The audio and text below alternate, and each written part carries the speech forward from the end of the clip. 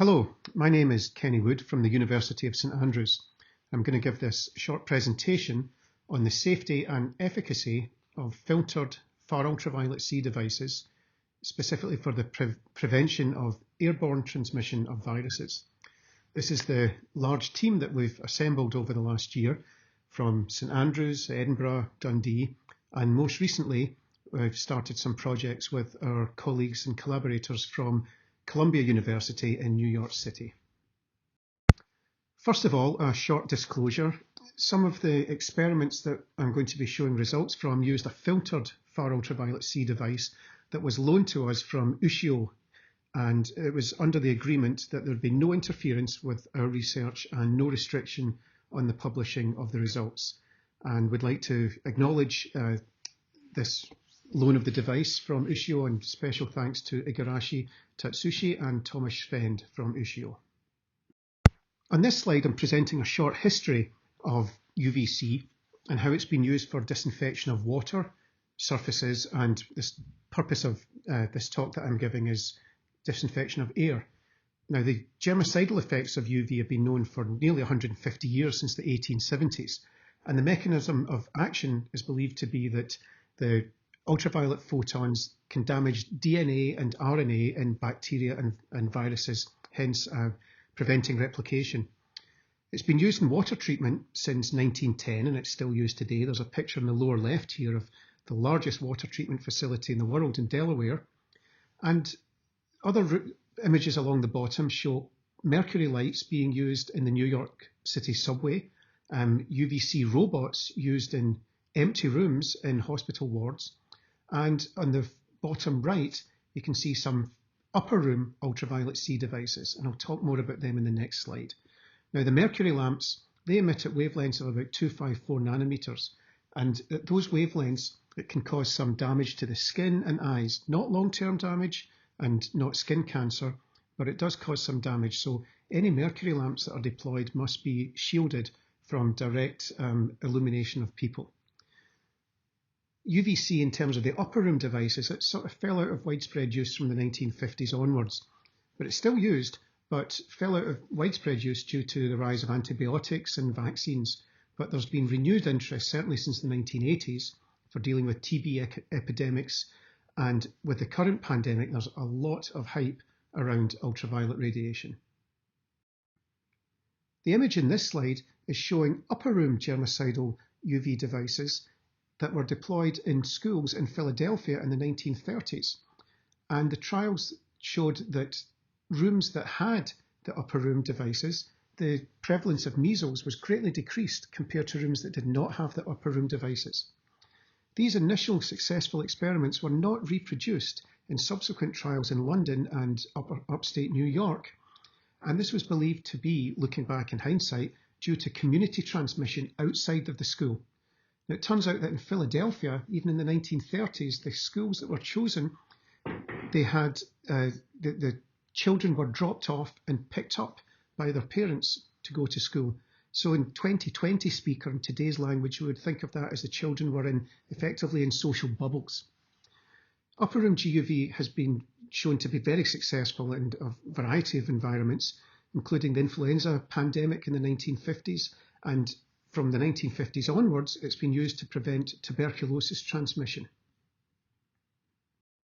Now, while the upper room GUV devices use mercury lamps that must be shielded from direct illumination of people, there's an emerging technology over the last decade based on krypton chloride lamps that emit a spectrum that peaks primarily at 222 nanometers.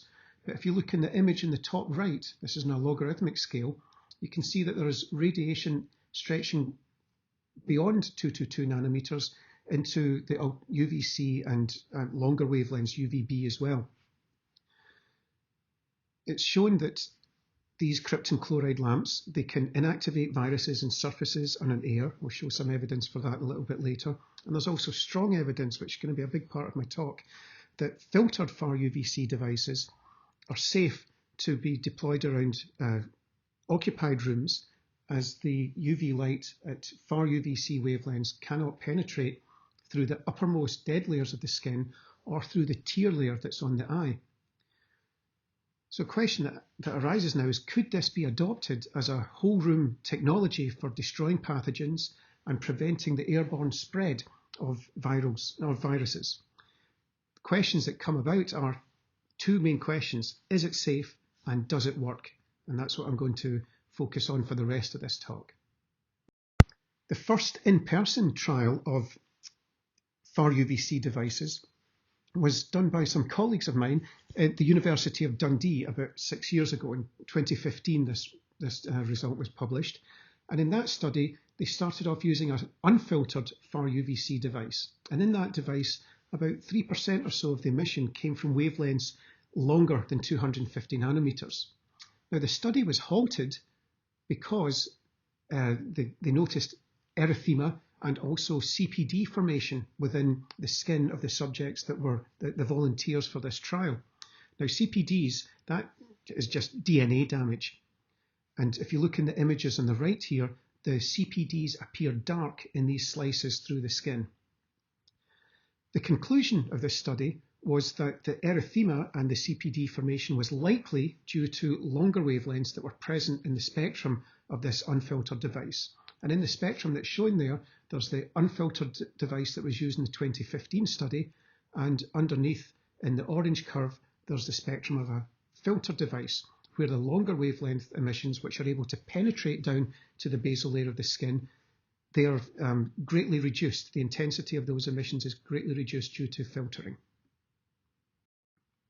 Last year, we looked again at the results from the study using the unfiltered device, but this time using computer simulations for light transfer through skin. And we used a Monte Carlo radiation transfer model to simulate the propagation of ultraviolet radiation through a 5-layer skin model that's depicted in the image at the top of this slide.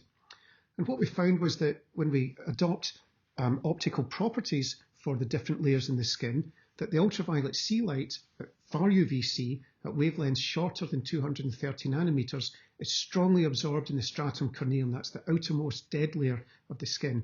And that's shown in if you look in the slide, the images on the bottom, the second image in from the left, that shows the absorption and scattering coefficients in the stratum corneum. And you can see that the absorption coefficient increases rapidly as you go towards shorter wavelengths. Now, there was predictions from these numerical simulations that there would be some CPD formation in the uppermost layers of the skin due to the 222 nanometer light that can penetrate, but only to the uppermost layers. But the result of our numerical simulations was showing that when you're at wavelengths shorter than 230 nanometers, none of the light from those wavelengths is able to penetrate to the basal layer, and therefore there's been no danger of skin cancer. And that's the prediction from these simulations. And again, filtering of the FarUVC device's spectrum is very important. This slide summarises some results from 2 papers that we have just had published this year on irradiation of human skin and also X5O tension skin model.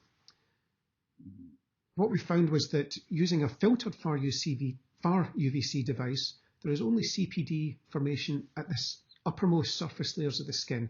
And if you look in the large image on the bottom of this slide, you can see that the small dark red patches that are arrowed, that's where there's some CPDs that are formed, but they're only in the uppermost layers, in the dead layers of the skin. Certainly, there's no penetration of FarUVC light, filtered FarUVC light at the wavelengths less than 230 nanometers down to the basal layer. So the results of these, not simulations, the results of these experiments were that there's minimal CPD formation up to a dose, a FarUVC dose of over 6,000 millijoules per square centimetre. And a separate study that didn't check for CPDs, but they did find that there was no erythema up to doses of 18,000 millijoules per square centimetre. Now, the current safety limits or threshold limit values for 222 nanometer light are around 23 millijoules per square centimetre in an 8-hour period. So these studies are showing that there's been no skin damage at many hundreds of times the current TLV. Just a quick note on the importance of filtering yet again, and this is a recent paper from our colleagues from Columbia University, where they irradiated a 3D human skin tissue model with light from an unfiltered and a filtered FarUVC device. And the spectra of the two unfiltered and filtered devices are shown in the top right here. The unfiltered device did produce CPDs and also 6,4 photo products.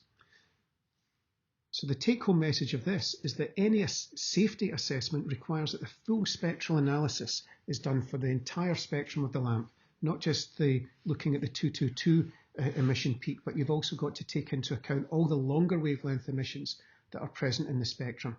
So if I haven't said it, or if you haven't got the message yet, filtering is very, very important.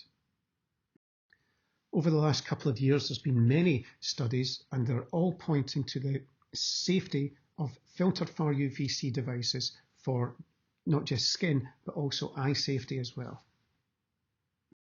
So to answer the first question, is it safe? We believe it is.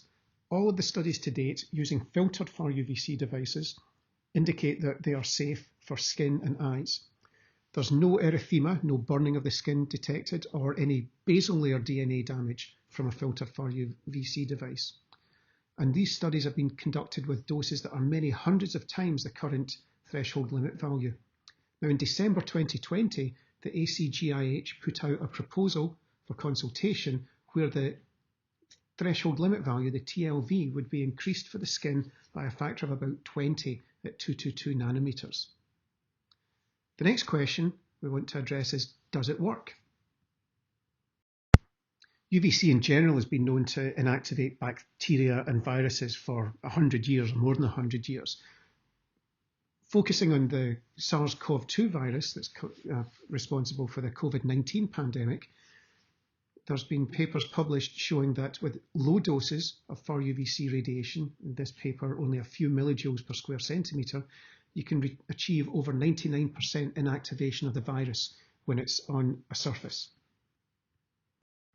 Now, what about inactivation in air?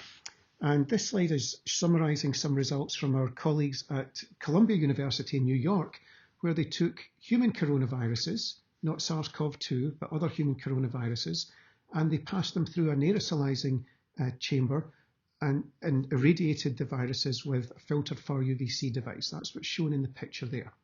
And the filtered FarUVC device has been turned towards the camera. And they found that with very low doses of about a millijoule per square centimetre, they could attain about 99% inactivation of the virus. Now, at current threshold limit values, that 23 millijoules per square centimetre in 8 hours, that corresponds to a fluence rate of about 0.8 microwatts per square centimetre. And with that fluence rate, you'd be able to attain 99% inactivation in about 16 minutes. The last two slides summarised laboratory experiments, and this slide is summarising some numerical simulations that have been done over the last 15 years or so of ultraviolet light inactivating viruses in rooms.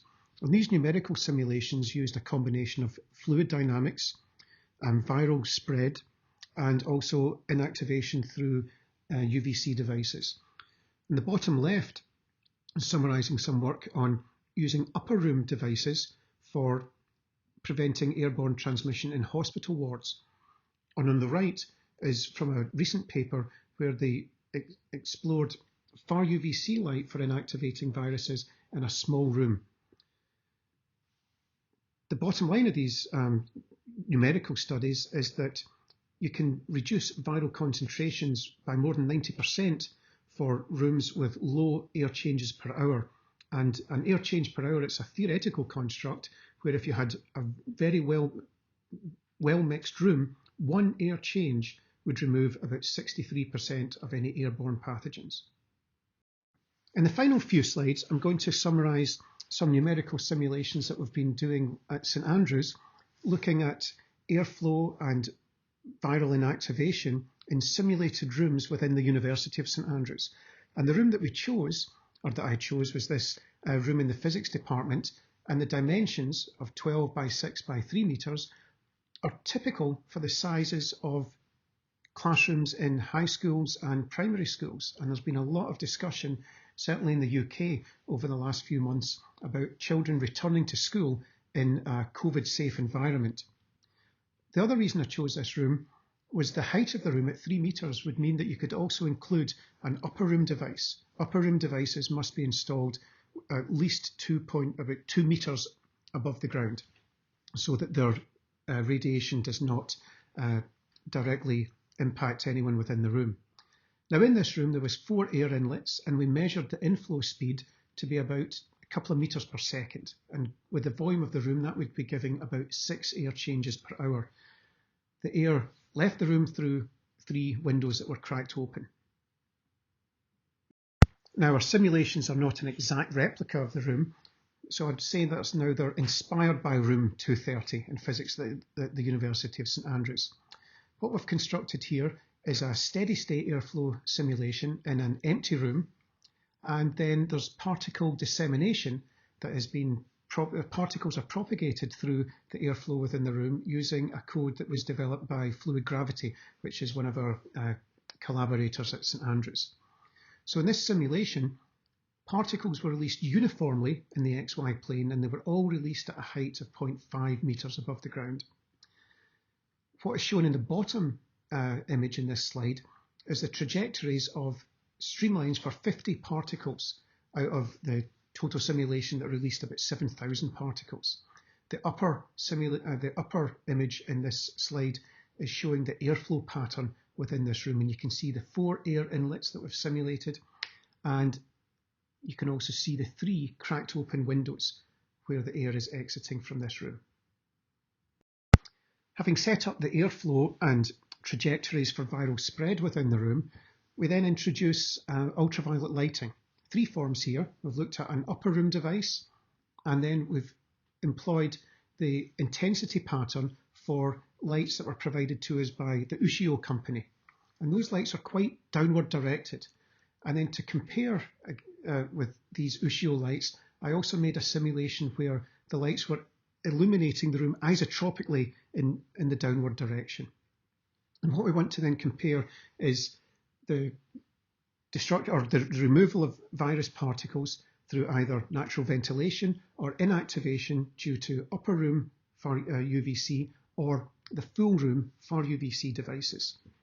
So the viral concentration just follows an exponential decrease, where the fluence rate psi is a function, a three-dimensional fluence rate is computed through Monte Carlo radiation transfer simulations. And the K value for the exponential decay comes from the aerosolized chamber experiments from our colleagues from Columbia University. And this is the parameters that were adopted there. About 5.9 centimeters squared per millijoule is what they found for the human coronaviruses that they experimented with. Here's the results of these simulations. On the left is if you've just got a one-time release of the viral particles, then the amount of virus in the room will decrease over time due to either the mechanical ventilation, and that's shown as the black line at the uppermost line in this plot on the left. And then the red line shows what you can achieve if you have the mechanical ventilation plus the upper room germicidal UV device. The green lines are the Ushio lights with the quite downward directed intensity pattern, and at 3 different values for the current threshold limit value at head height, then another value which assumes that the TLV is increased by a factor of 20, and you can see you get much faster viral inactivation. And then if you were to increase the TLV by a factor of 100, not saying that that's going to happen, but then if it was, you can see you get very rapid viral inactivation due to the illumination patterns of the Ushio lights. And the blue curves are showing the results for an isotropic illumination pattern coming from lights in the ceiling. On the right is showing the results if you've got a continuous release of viral particles. And there you get a rapid build-up, and then it plateaus due to the natural ventilation, again, not the mechanical ventilation, and that's the black curve. And then the other curves that are shown in this diagram on the right show the plateaus that are reached when you have either the ventilation plus the upper room device, or with the Ushio devices or the isotropic devices that I've simulated. So the wish list from the result of this, what would we like to have? We would like to have isotropic, filtered FarUVC lights and an increased TLV. Now, I did mention that the ACGIH have proposed that the TLV for 222 nanometers is going to be increased, or it's out for proposal to be increased by about a factor of 20. Now, in these simulations, I also put in a TLV increased by a factor of 100. We doubt this is going to happen, but based on the results from our colleagues in Dundee with their skin safety studies, we see that for many hundreds of times the current TLV, that there doesn't appear to be any DNA damage or any erythema that's happening in the skin. So if, and it's just an if you had an increase in the TLV by a factor of 100, you can see from the results of these simulations, you'd be inactivating viruses in the whole room in under a minute. So does FarUVC work? Well, so far, we think yes. As I've shown you in this presentation, there's evidence for rapid inactivation in aerosolized chamber experiments, rapid inactivation in surfaces, and numerical simulations indicate that FarUVC devices could lead to very fast inactivation of viruses within room environments. Now, those are all either lab-based experiments or numerical computer simulations. What we would really like is some demonstration projects to show that FarUVC does work in room-sized or much larger environments. So basically, we want to scale up these shoebox-sized aerosolized chamber experiments that are typically a few tens of centimeters to room-sized environments.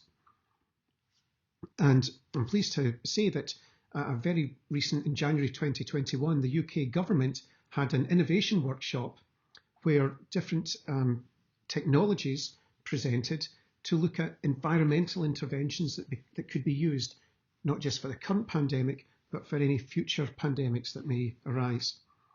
And far ultraviolet C technology has been identified for acceleration funding, specifically for a longer term, more detailed skin safety study that we hope our colleagues at the University of Dundee and Nine Wells Hospital will carry out. And together with our colleagues from Columbia University, we're hoping to work with researchers at the University of Leeds to use their Category 2 bioaerosol chamber, which is shown in the images on the right here. You can see this diagram. There's a room which is roughly 4 by 3 by 2 and a bit meters. And in this room, they can release bacteria and viruses and track their spread and look at the inactivation with, hopefully, with ultraviolet lights. And we're now just starting the planning process, and we hope to have experiments up and running within the next few weeks. So that concludes my presentation. Thank you for listening to this. And I just want to finish with this slide. As I mentioned right at the start, there's been a lot of hype around ultraviolet light for inactivating viruses and preventing its airborne spread. And my colleague Ewan Eadie from Nine Wells Hospital in Dundee and myself, we were asked to prepare a report for the UK and Scottish governments summarising the different UVC technologies that were available for preventing airborne transmission. And our summary statement is that we do believe that the airborne transmission can be greatly reduced if we were to adopt the immediate rollout of the safe and proven upper room 254 nanometer ultraviolet light in public spaces with low air changes per hour or recirculated air. And further, if the ongoing research into the new FarUVC light continues to demonstrate its safety and its efficacy, then this technology could be rolled out as it's going to continuously inactivate viruses and bacteria in the air we breathe and on the surfaces we touch. Again, thank you for listening to my presentation.